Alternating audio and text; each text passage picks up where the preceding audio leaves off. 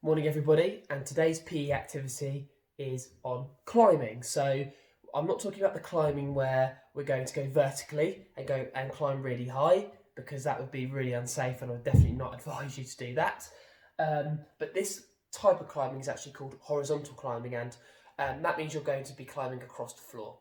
And a lot of beginners, they use this type of activity to then improve their climbing skills to then move on to climbing vertically. Okay, now what I've done is I've used white socks and I've used black socks for my activity, and what I've done is I've scattered them across the floor to make an obstacle course. Now the reason why I've used black socks and I've used white socks, so two different colour socks is what you need. Doesn't matter if they're black or if they're white, it could be red, orange, green and blue, whatever you like, whatever you've got available, is because the white socks represent where my feet are going to go and the black socks represent where my hands are going to go. All right? And so you might have gone to climbing places before, and all of the little pieces on the climbing boards, they're different colours, aren't they? And that might represent where the route you would follow and where your hands and your feet can go. Okay, so I'm trying to make that similar. All right. So once you've done that and you scatter them about across your floor, you're then going to start at one end, and as you warm up, you're going to move across the obstacle course, but only using your feet. So you're walking across it on the white socks. Let me show you what I mean. So start at one end, and you're going to step on the white socks only using your feet. So you're walking across your obstacle course. Now remember, you've got to look ahead of you, and you've got to make sure that you try and use all of the white socks to get across the obstacle course. Okay? Now, you can do that a couple of times, just get used to moving across the obstacle course. That's quite easy at the moment, but you can make it harder for yourself by making the white socks move further apart from each other. Okay, so you have to stretch, or you might have to twist across your body to get across the obstacle course.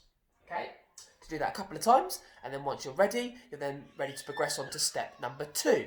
And step number 2, we're now going to get our hands involved. Okay, so we're actually going to get climbing. You're going to start from one end, like I did before, but this time you're going to move across the obstacle course using your hands and your feet. When you're climbing, there's 2 really important things you need to remember. Is number 1, you've got to make sure that you look in front of you, because really good climbers, they plan where they're going to put their hands and their feet next to make sure they stay safe. And step number 2 is you've got to make sure that you try to have 4 points of contact. So that means you have 2 hands on and 2 feet on, whatever you're climbing up or across all the time. Now, sometimes that might not be possible. You might have 3, you might only have 2 points of contact, but we always try and have 4 points of contact at all times. Okay? Let me show you. So, starting from one end, I'm going to start off by putting my 2 feet on 2 white socks, and then I'm going to put my 2 hands on 2 black socks. Looking in front of me, I'm going to look at where I can put my feet or my hands next. So I'm going to put my foot on this white sock here, and then I'm going to put my hand on this black sock here. So as you can see, I'm slightly off balance. You've got to make sure you stay strong. Right, I'm going to put my hand there, and I'm going to put my foot on this one. So I'm looking ahead constantly. I'm trying to keep 4 points of contact on the obstacle course at all times. I'm going to put my hand there, white sock there, until I move all of the way across my obstacle course. Now, it is harder than it looks. You've got to make sure you stay strong. You try and have 4 points of contact at all time. Okay, and like I said before, you might have to stretch, you might have to twist. That's part of what we call free climbing. Okay, now once you've done that a couple of times, you can mix things up by changing the order of the obstacle. I might put a white sock over there, I might put a black sock over here. Just change it up. You might pick them all up and then scatter them down again, just to create a different route. That's up to you. Okay, so that's step number 2. Step number 3, we're then going to progress and make it harder. So what you can do is you can take some socks away now. So I'm going to take that sock away, this black one. I'm going to take that white one away there. this white one here I'm going to take away, and I'm going to take that black one away there. Okay, so I've taken away 4 socks to then make the obstacle course harder because the socks are further apart. So I'm going to show you. Start by putting your feet on the white and your hands on the black ones. Okay, so here we go. So I'm going to have to twist around there, so just look at my body now, I'm completely off balance.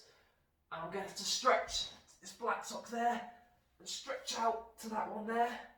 I'm going to move my foot to that white one, stretch there, white. Well, foot down to that white one, and then all the way across. Okay, so that's how you increase the difficulty. Now, I don't know if you know too much about climbing routes, but they go from 1 all the way up to something like 9, I think. And the higher number you go, the harder the route. So if you're a beginner, you would start, 1s, 2s, whatever it might be, and then as you progress up, you get closer to the 9. And the 9s, the routes are so difficult. You might only have 1 point of contact. You might be literally hanging on by your arm at any moment during that climb. Okay, so that's how you make it harder. Another step, you can time yourself to see how quickly you get through the obstacle course.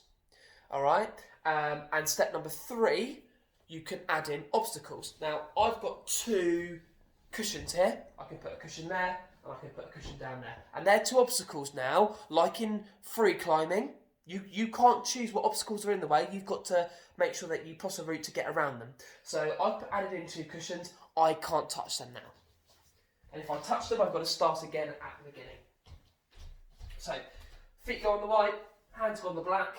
Here we go. So I've got to move my way around the cushion, and I'm not allowed to touch it at any moment. If I touch it, I've got to go back to the start. Oh, I did it. Brilliant. Okay, so like I said, it's harder than it looks. Horizontal climbing, guys. Remember, these are just some ideas. 3 steps that you can go through. So step number 1 is a warm up. Step number 2 is getting used to horizontal climbing. And step number 3 is adding in challenges to make it harder for yourself. I hope that makes sense, guys. I hope you enjoy this. I thought this would be really nice, this kind of activity, because this is something that would be similar to the climbing activities that you would have done at Butcher's Coppice. Okay, enjoy this one, guys, and I will see you later. Take care.